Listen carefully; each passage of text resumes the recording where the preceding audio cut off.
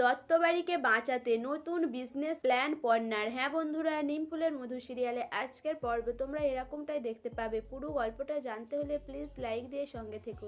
জেঠু উকিল সঙ্গে নিয়ে বাড়িতে আসে। জেঠু বলে আজকেই সবকিছু ভাগ হয়ে যাবে, আমাদের 3 ভাইয়ের মধ্যে সমান সমান ভাগ হবে। এরপর উকিল বলে যে যা করার তাড়াতাড়ি করুন। জেঠু বলে যা গিয়ে মাকে ডেকে নিয়ে আয়।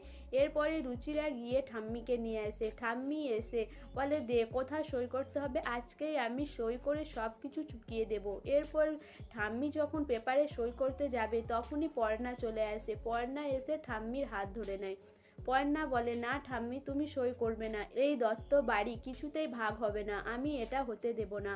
এরপরে মৌমিতা বলে তুমি বাড়ির বউ হয়ে এইসবের মধ্যে মাথা গোলাচ্ছ কেন? আমি তো এখানে দাঁড়িয়ে রয়েছি, কই আমি তো কিছু বলছি না। পর্ণা বলে যে না, আমি চাই না এই দত্তবাড়ি ভাগ হোক। জেঠু বলে কি চাইছো তুমি?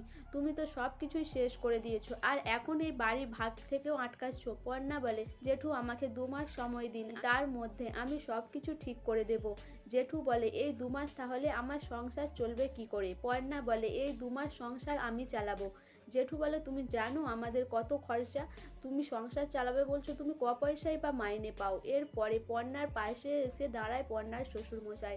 বলে আমি আমার মেয়ের পাশে দাঁড়াবো, আমিও চাকরি করি, আমার আর আমার মেয়ের পয়সা দিয়ে ঠিক সংসার চলে যাবে। এদিকে দত্তবাড়ির সবাই একে একে পর্ণার পাশে এসে দাঁড়ায়। ছোটকা, রুচিরা, চয়ন সবাই বলে আমরা তো সবাই যাই হোক না যাই হোক করি, তাই আমাদের সবার পয়সা দিয়ে দত্তবাড়ি ঠিক চলে যাবে। এরপরে পর্ণা মনে মনে ভাবে যে এত কিছু হওয়ার পরেও বাড়ির সবাই পর্ণার উপর ভরসা রেখেছে, সেটা ভেবে পর্ণা খুশি হয়। এরপর পর্ণা বলে যে আমি এই 2 মাস সময় চেয়ে নিচ্ছি, তার পেছনে একটা কারণ আছে। আমি একটা বিজনেস প্ল্যান করেছি, আর সেটা থেকেই আমরা 2 মাসের মধ্যে সব টাকা তুলে নিতে পারবো। এরপরে সবাই বলে যে কি বিজনেস প্ল্যান? এরপর জানায় পর্ণা যে হোমস্টে বিজনেসটা করলে তাদের সব কিছু থেকেই লাভ হবে।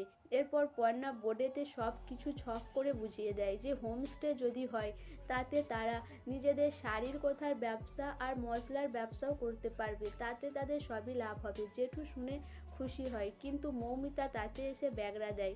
মৌমিতা বলে যে না, আমরা সব মেলোচ্ছদের দিকে এই দত্তবাড়িতে থাকতে দেব না, আবার তাদের খাওয়া প্লেট আমরা ধুতে পারবো না, এইসব কিছু হবে না। জেঠুও বলে যে না কভি নেই, এইসব হবে না। কিন্তু চয়ন বলে যে বাবা যদি হোমস্টে হয় তাহলে আমরা একটা রুমে একদিনে 4,000 টাকা করে পাবো। ভাবতে পারছো মাসে কত টাকা হবে? টাকার অঙ্কটা শুনেই জেঠু হাঁ হয়ে যায়। জেঠু বলে একদিনে 4,000, তাহলে ঠিক আছে, আমি রাজি। এরপরে জেঠুও রাজি হয়ে যায় হোমস্টে বিজনেসের জন্য। সবাই পর্ণার নামে জয়ধ্বনি দিতে থাকে, কিন্তু মৌমিতা এটা মেনে নিতে পারে না। মৌমিতা ঈশাকে ফোন করে সব কথা জানায়। ঈশা বলে যে মৌমিতা দিয়ে এইসব আমাদেরকে আটকাতে হবে, না হলে তোমারই সর্বনাশ। পর্ণা মাথার উপর উঠে নাচবে। এরপরে মৌমিতা ভাবে যে সে কি করে সব কিছু আটকাবে। সো বন্ধুরা, মৌমিতা কি পারবে পর্ণার এই বিজনেসটা আটকাতে? না, পর্ণার সাথে যা হয়েছে পর্ণার সব কিছু খুঁজে বার করে ঈশা আর মৌমিতাকে উচিত শিক্ষা দেবে। তোমাদের কি মনে হয় অবশ্যই আমাকে কমেন্ট করে জানাবে। আর আমার ভিডিওটা ভালো লাগলে প্লিজ সাবস্ক্রাইব করে দিও, আর লাইক কমেন্ট শেয়ার করো।